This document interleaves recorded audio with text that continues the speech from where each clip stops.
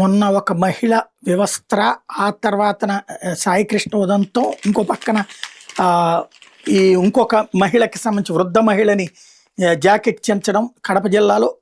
అలాగే నిన్న ఒక ఎమ్మెల్యే పరిటాల అనుచరుడు తనని వేధించాడంటూ ఒకాయన ఆత్మహత్యా ప్రయత్నం. ఇప్పుడు ఓ వృద్ధుడి బలి అంశం. టీడీపీ నేత దాష్టికాన్ని వృద్ధుడి బలి అయ్యాడని సాక్షి హైలైట్ చేసింది. అనంతపురం జిల్లా కణికల్ మండలం 43 ఉడేగోళం గ్రామంలో తాగునీటి సమస్య తీవ్రంగా ఉంది. మోక ఆంజనేయులు ఇంటి కుళాయికి కూడా నీరు సరిగ్గా రావడం లేదు. 2 నెలల క్రితం ఆంజనేయులు బకాయి పడిన నీటి పన్ను 2000 టీడీపీ నాయకులు ఆయన పింఛన్ డబ్బు నుంచి వసూలు చేశారు. నీటి పన్ను వసూలు ఆసక్తి చూపిన నేతలు తాగునీరు ఎందుకు వదలడం లేదని టీడీపీ నేత మారుతి ప్రసాద్ అతని భార్య మాజీ సర్పంచ్ లావణ్యని అడిగేందుకు ఆంజనేయులు నెల 13న వాళ్ళ ఇంటికి బయలుదేరారు. మారుతి ప్రసాద్ ఇంట్లో లేడని తెలియడంతో మధ్యలోనే వెనక్కి వెళ్ళిపోయాడు. విషయం తెలుసుకున్న మారుతి ప్రసాద్ నన్నే ప్రశ్నించాలని నా ఇంటి దాకా వచ్చాడా అంటూ ఊగిపోయాడు. మారుతి ప్రసాద్ ఆయన భార్య అదే రోజు ఆంజనేయులు కౌలుకు చేస్తున్న పొలం వద్దకు వెళ్ళి చెప్పులతో కొట్టి కాళ్ళతో తంతు చావుబాదారు.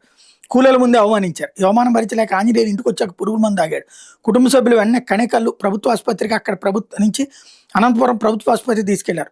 వారం రోజులు మృత్యువుతో పోరాడిన ఆంజనేయులు సోమవారం మధ్యాహ్నం కన్నుమూశారు.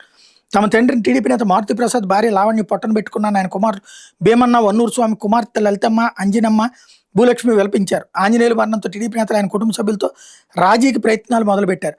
ఆంజనేయుల ఆత్మహత్యను టీడీపీ నాయకుడు మారుతి ప్రసాద్ అతని భార్య చేసిన హత్యగానే పరిగణించి వాళ్ళ మీద హత్య కేసు నమోదు చేసి తక్షణం అరెస్ట్ చేయాలి. ఆంజనేయులను కాళ్ళతో తని చెప్పులతో కొట్టి ప్రాణాన్ని బలి తీసుకున్నాను వైఎస్ఆర్సీపీ రాయదుర్గ నియోజకవర్గ ఇన్ఛార్జ్ గోవిందరెడ్డి డిమాండ్ చేశారు.